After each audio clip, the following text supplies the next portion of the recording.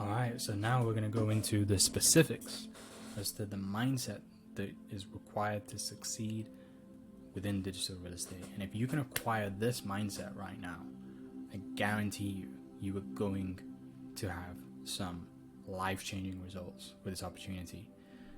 So make sure you get the notepad and pen, and let's dive straight in. So the first thing is we've got a list here of these different mindsets that there are for you to be able to succeed within digital real estate. So when we talk about mindset, a lot of people just think that it's a thing of, I need to be more positive, I need to say these things which are like affirmations or whatever. Like that might be a part of it, but there is a specific mindset that you need to be able to develop in order to really truly succeed with this at the highest level. Okay, so first things first, you want to write all of these down. I would do if I was you.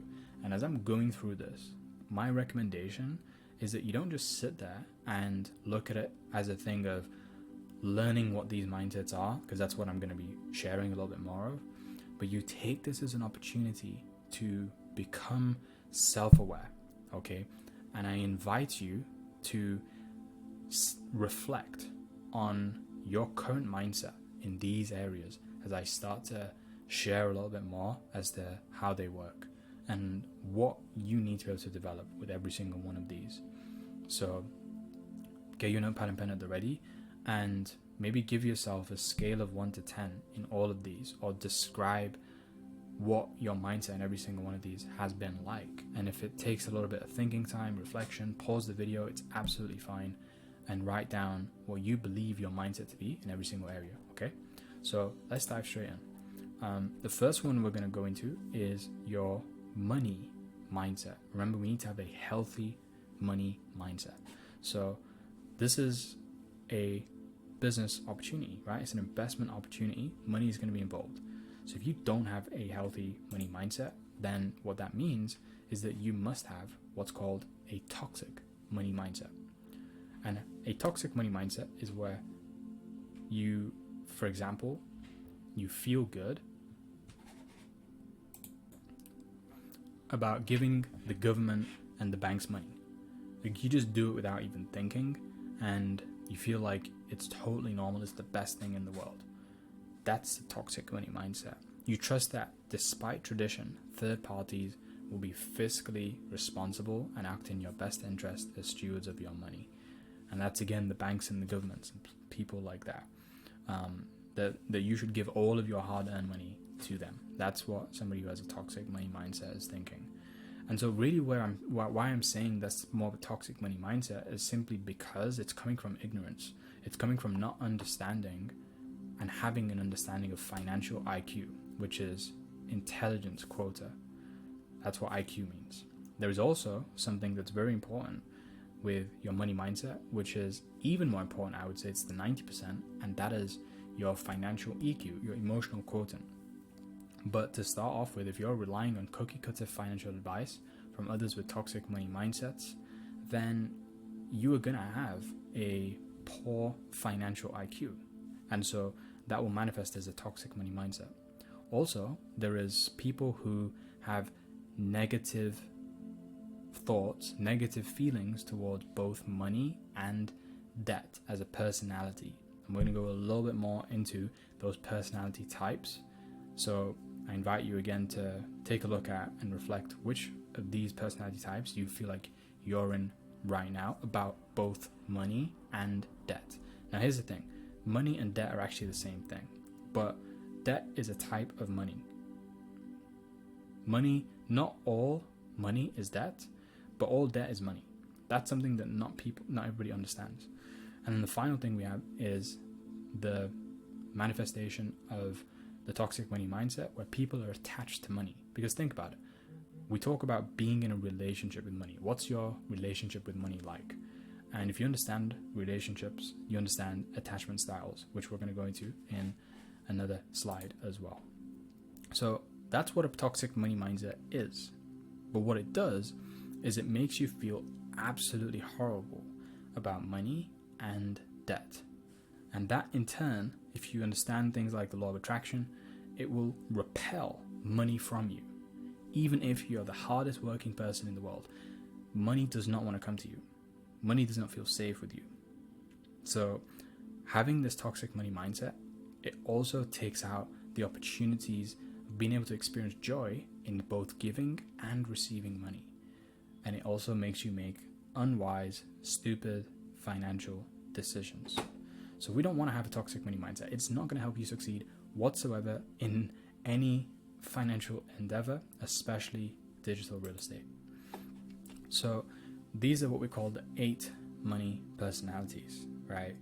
And I want you to take a look at which one do you feel like you are right now.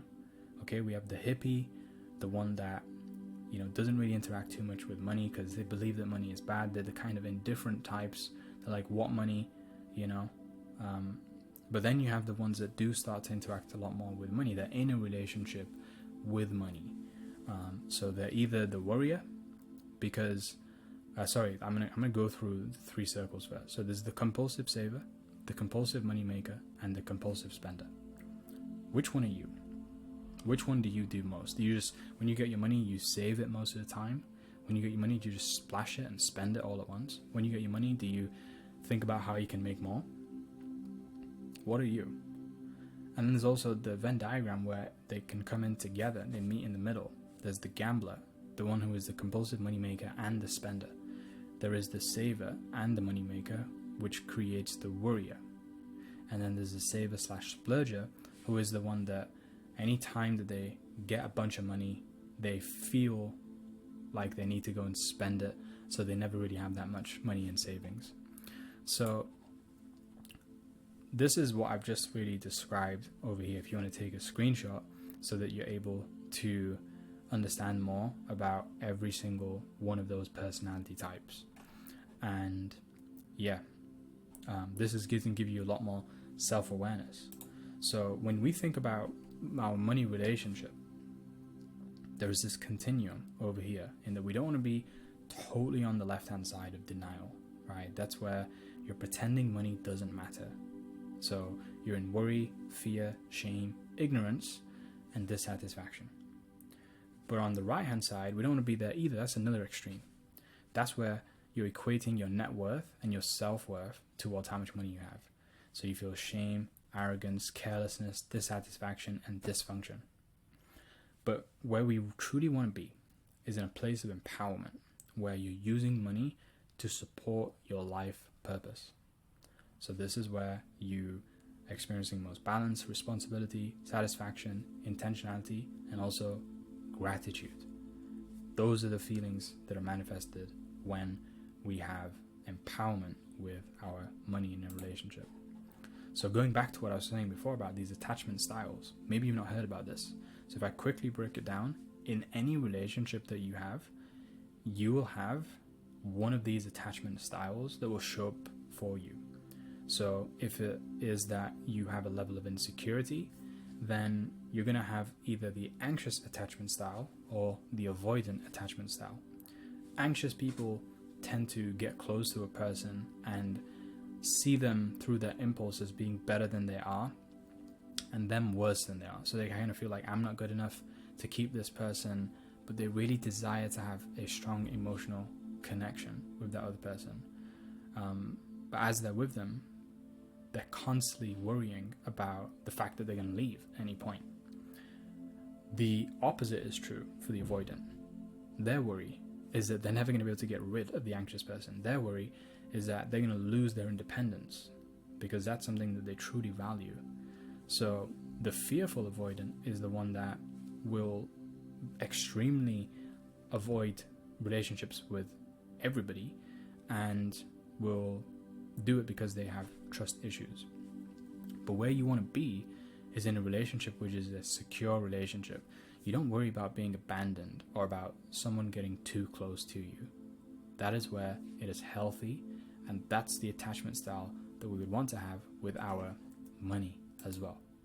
So as we're looking at it over here, there is 3 types of things that we can be doing with money. We can either acquire money, spend money, or manage money. And again, we don't want to be on any extreme. We don't want to be avoidant, insecure, or gluttonous, insecure. Gluttonous being greedy, avoidant, avoiding the money. We want to be secure in how we acquire it. Right? We don't want to acquire an amount which is just pure greed in terms of we're sucking it from people and doing it at their expense. We want to do it in a way where we're serving as many people as possible and we're bringing it in and we feel good about it. Spending, right? We don't want to have a miser approach to money, which is basically hoarding money and feeling like you can't give it away whatsoever. Then there's also the compulsive shopper, the one that just spends, never looks at the price tag and is doing it irresponsibly. But then in the middle, you have the person who is secure, right? And they're not getting themselves into their overdraft. They're not like putting themselves into debt with spending because they're actually in a secure place with their money, and chances are like they will have actually been managing their money pretty well, where they're not necessarily the bean counter insecure, which essentially means somebody who is over managing with their money. So think about like an obsessive accountant. That's a bean counter. Then you have the chaotic insecure. That's the person that like they don't even put their money in their wallet. They just like literally leave it everywhere. They have no idea how much is coming in, no idea how much is going out. Like that's poor management right there. So you want to be bang on in the middle, right? Secure. So that's money mindset. And again, take a little bit of time. If you need to pause the video, reflect. Where are you right now with your money mindset? The next one we're going to look into is abundance mindset. And bear in mind, not every single one of these is going to be as long, because I believe that the money mindset, if you can really get that one dialed in, that's like majority of the mindset work that needs to be done here with this opportunity. The rest of them, yes, they're all important, but most people struggle with the money mindset and the abundance mindset. So these are going to be the longest ones, but the other ones we're going to fly through. So abundance mindset, write this down. There is the abundance mindset, but there's also the opposite, which is what we call the scarcity mindset. So a scarcity mindset is an outlook on life that focuses on lack of resources, which must be conserved and used strategically. Thus, one is likely to become extremely possessive of their belongings and experience signs of money anxiety. In contrast, an abundance mindset is an attitude of optimism that concludes there is enough of everything to go around. So scarcity thinking is there's never going to be enough, right? Whereas abundance thinking is there will always be more. So you want to look at this right now and think, which one have I been operating in more so than the other? And chances are, if you've come from any background where there's been a lack of resources, a lack of money, then there would have most likely have been scarcity thinking around that, especially if you're living in Western countries. So as that is manifested, it's manifested through things like hoarding things from others, won't offer to help others, believes times are tough, believes the pie is shrinking, thinks small and avoids risk, fears change. All of these things are scarcity-based thoughts, right? But the opposite is abundance thinking. And so like I was saying before, what can cause that scarcity mindset is a history of poverty in your family. So imagine that not just your generation, but the previous generations have all passed on the beliefs that helped them to survive through scarcity. Now you're going to have a scarcity-based mindset. Financial trauma. It could be that when you were younger, there was something that happened. Like for me, I experienced a lot of financial trauma in my teens. Not so much when I was very, very young, but there was definitely traumatic events that happened that influenced how I felt about money. Dieting mentality, right? Having a dieting mentality around your money as well, like that's not going to be helping. Worries about the future, unrealistic view of the world, and societal expectations about what you should be doing and what you shouldn't be. This is all going to cause a scarcity-based mindset. So that's that. Next one is we have the mindset of the optimist. You need to have an optimistic outlook. So we're not talking about being unrealistic optimist, because that's somebody who's just like sitting back, meditating, and expecting that £1 million is going to drop in their lap. Like, it doesn't work that way. Yes, you can earn passive income from being an investor, but even then, you still need to be able to research and invest your money. So don't be an unrealistic optimist who is just expecting that everything is going to get paid for without you doing anything. It's just not going to happen. Don't be a pessimist, the one that gives up because they're feeling like, what's the point, right? They break down instead of breaking through. And don't be a defensive pessimist that just works hard to avoid the worst. You want to be the person that's working smart, take action to achieve positive, likely outcomes. That's the realistic optimist. So now we're going to move on to the growth mindset. Probably heard of this before. You can take a screenshot of this. Having a growth mindset is the complete opposite to what we call a fixed mindset. A fixed mindset is where, essentially, clues in the word, it's a mind that is set at that thermostat temperature forever, and it will never change. Why? Because the person is not open to suggestion. They're not open to having their beliefs changed whatsoever. So they're going to have a fixed mindset. Failure is the limit of my abilities. I'm either good at it or I'm not. I don't like to be challenged. When I'm frustrated, I give up. I stick to what I know. All these things. However, a growth mindset is exactly what we need for this opportunity. I like to try new things. Chances are you've never heard of digital real estate before. You can't have a fixed mindset with this. I can learn to do anything I want. Right? Feedback is constructive. I'm inspired by the success of others. Failure is an opportunity to grow. These are all growth mindset beliefs. Which takes us to the next one, which is having an unshakable belief.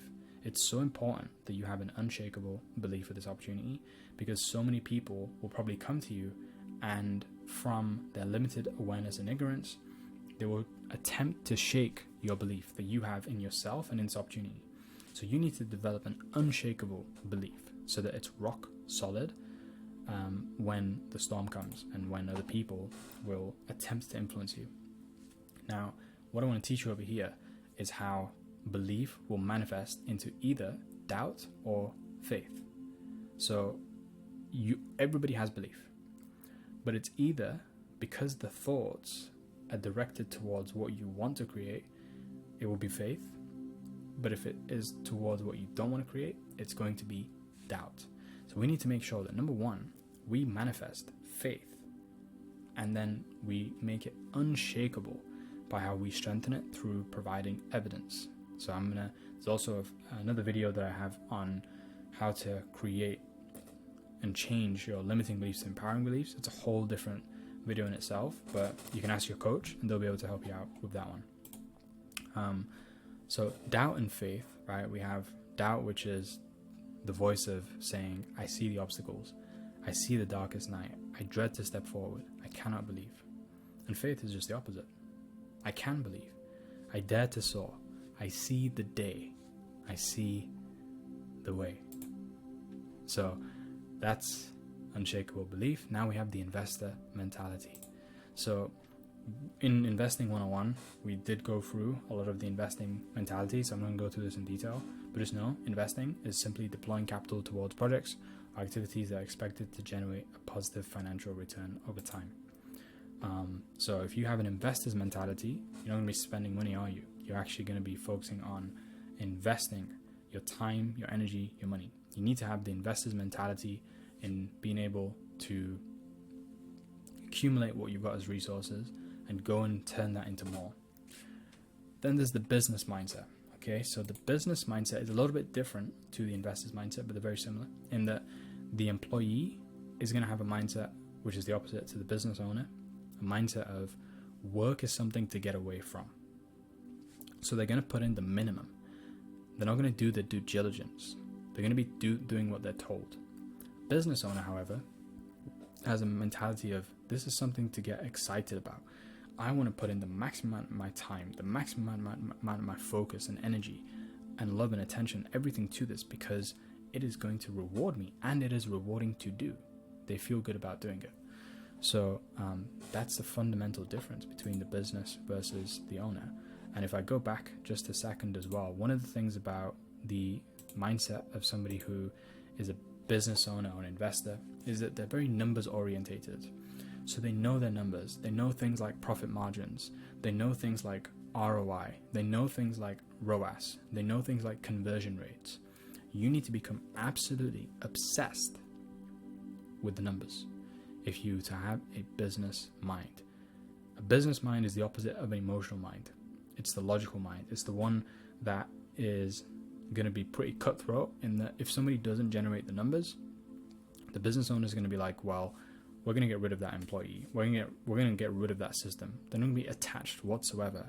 Somebody that's emotional will be like, oh, I created the best video ever, but it's not actually getting us good results. I'm going to keep it up just because I feel good about it. Like, that's not what a business owner is going to be thinking. Business owner is like, that ad doesn't work, get us results, it's gone. Numbers orientated, numbers focused. Yeah, then there's scientific thinking. Okay, so I guess this leans into what I was just saying before as well, in that if you are a scientist instead of a cult leader, you have the ability to be able to tell yourself and conclude that you were wrong. So if you've seen the numbers, you've seen that your ad that you put out or whatever you did creatively didn't work, and even though you liked it or whatever, you liked the idea, you realize you were wrong. And it takes a lot of humility to be able to do that, but it's absolutely necessary. So the scientist is the one that seeks out experts who disagree with you and weighing the strength of logic and mostly evidence. It's the person who is truly skeptical, right?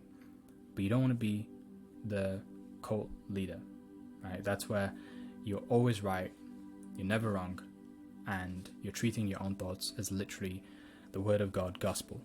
There is a politician who is the one that basically is very similar to the cult leader in saying that we're always right, but now you're also saying that they're wrong. So it's preaching your side's gospel, prosecuting the side's contrarian, you're all wrong, finding all the flaws in other people's arguments, that you're observing the masses doing the opposite just simply because it's different to what everybody else is doing. So it's better place to be in than a cult leader, but you're blind to the limitations of your own thinking. Then there is the might be wrong, critical thinker, engaging with diverse sources of information and questioning their credibility. So now you're becoming a little bit more of somebody that's assessing what's going on with the evidence. But finally, with the scientists, it's like really being able to look at your hypothesis and saying, you know what, I was wrong and I could be wrong. So that's the best mindset to have with this. So the scientific thinking model shows that we observe, hypothesize, experiment, and then we analyze, right? We analyze and we observe. So we need to be able to make sure that if we're having scientific thinking, that we are literally going to be able to take a look at the evidence and make sure that what we see makes sense. We have to actually test what's going on. We have to experiment. This is very important. Every single one of these parts of the scientific thinking model. The next one we have is be an opportunist. What do we mean by that? Being an opportunist is somebody who takes opportunity by the balls. You need to be somebody who's open to change, creative, resilient, have strategic thinking, and highly flexible. If you don't have these, this opportunity is not the right one for you. So what we're seeing with this over here is what we call the innovation diffusion model. And it basically shows in every opportunity when it comes to business and investments, there is what is the most scarce people within the opportunity, which is the innovators and the early adopters. These make up only 16% of the entire population, whereas the rest of the people are what we call the ones that require social proof. They need to see that others have actually made it work. So what I want to ask you here is, looking at this graph, where do you think digital real estate currently is? Because my experience of it is that most people that come into our school platform, go through this training, have either never heard about it before or don't know truly what it is and have not had experience within it.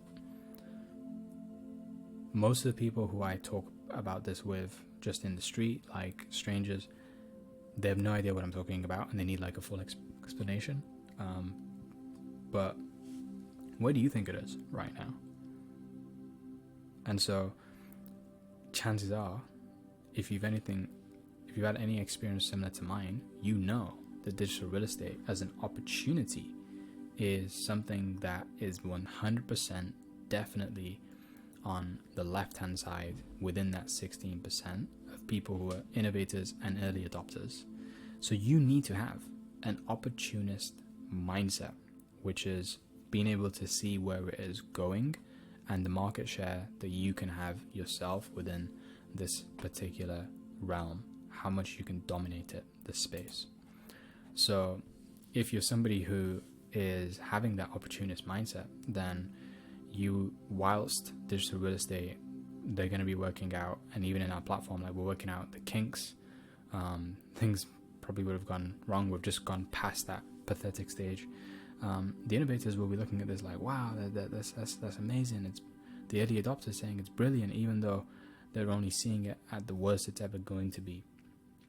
But the early majority are the ones that basically see that certain influencers, certain celebrities also got into it, and because of that, they needed that social proof to see that it was the famous people that got in, and then from there they go ahead and get themselves into it, which is exactly what's happened with every product out there, from Tesla to Apple to PlayStation, like every single one of these things.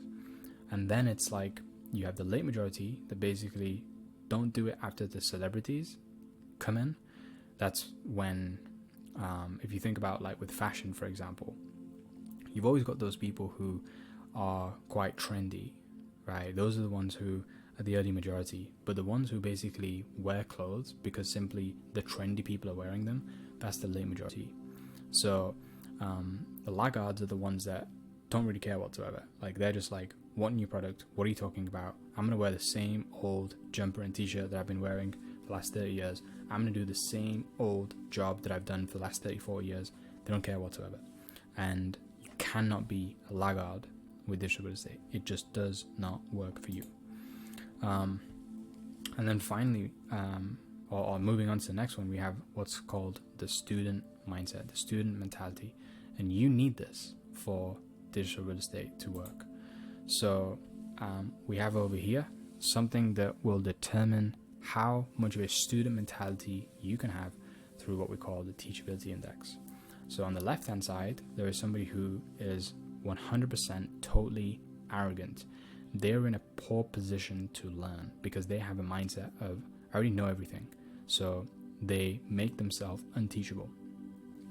Now the person who has a naive mindset is also in a poor position to learn because they're just going to believe everything that they hear. And really, ideally, where you want to be is bang on in the middle, where you're a teacher and a student. Okay, so if you are fully closed to learning, to new learning, you're arrogant.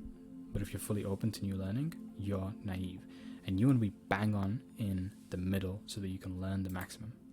Now, if you want to be able to get to the arrogant place to becoming in the middle, then you can't just, jump straight to the middle. It's not going to work like that. What will most happen is that you'll go from one extreme to the other extreme to another extreme to another extreme until you reach the middle.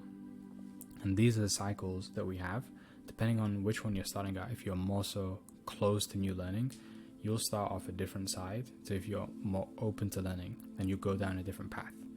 But as long as you take a screenshot of this, then you know exactly what is that pathway you need to go by, again, taking inventory of where you're currently at in terms of your teachability, whether it's cynical, trusting, gullible, naive, and then going to the next one from there. So with the student mindset, one of the best students in the world and teachers is Bruce Lee, or has ever lived, I would say. And his philosophy was, I fear not the man who's practiced 10,000 kicks once, but I fear the man who's practiced one kick 10,000 times. And this is the mentality that you need to have with this. The mindset of just simply doing the basics very, very well. You need to have the mentality of mastering something as opposed to just learning 10,000 new things if you want to succeed with digital real estate. He also says that emptiness is a starting point. In order to taste my cup of water, you must first empty your cup. My friend, drop all of your preconceived and fixed ideas and be neutral. Do you know why this cup is useful? Because it's empty. He would say this to every new person that's coming into his dojo. Why? Because from that place, person can really receive the value to which he was going to share. And so this is the same mentality you want to have if you want to succeed with this. And then finally, this is the final one. It's what we call the do or die mindset. And the do or die mentality, the best way I can describe it is, imagine if you had a pot of gold, you had £1 million that was sat on the other side of a skyscraper, and you need to be able to walk a tightrope in order to cross it, right? If you was to do that, and you was to give that opportunity, you've never had any tightrope training before, but you're on like the Twin Towers, or you're on like the Empire State Building going to the next highest building in the world, would you do it? Genuinely, like, would you cross that building if there was a little bit of money there? Would you risk your entire life for that? Most people, they wouldn't. I mean, I probably wouldn't either. It wouldn't make any sense. But the difference is, what if we changed what was in this building?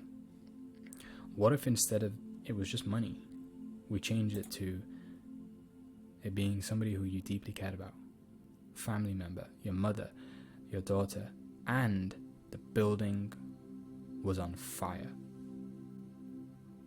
How about now? Not only would you go across it 100%, and I would too, but you would do it with speed. You would do it without hesitation. The same way that if somebody was to drive in front of a mother's daughter, a newborn baby, the mother is not even going to hesitate. She's not going to think about it. She's just going to run in front of the car and save her child. That's exactly what you'll be doing here. In order to succeed with digital real estate, you have to have a do or die mindset. You have to have a reason why you want this to work. If you don't have that, this is just going to be something where you're going to be information gathering and pretty much you're wasting your time, and there's no point you going on a coaching call. But if you have a genuine reason, a need for wanting to make this successful, you will become one of the few people who are successful financially, and you will become one of the first people to succeed with digital real estate. So I wish you all the best. Thanks for watching this video. Now you know exactly the right mindset required in order to succeed with this. And to help you develop your mindset, also, we're going to be having some coaching sessions you can be doing. You're going to get a couple of one-to-ones, complimentary. But we'll be having a mindset mastermind that we'll be doing on a week-to-week basis on the weekends. So make sure that if you want to hop on those masterminds, there's going to be a form attached below to which you want to fill out. But also make sure you've watched this video, you understand it, because everything in this mastermind is going to be about helping you with developing these mindsets that we talked about. And then, yeah, you can just be working on it continually and then truly succeeding with digital real estate, because digital real estate is one of the least difficult business models out there in the world. The difficult part about it is the mindset. So take it seriously. Thanks for watching, and I'll see you in the next videos. Bye.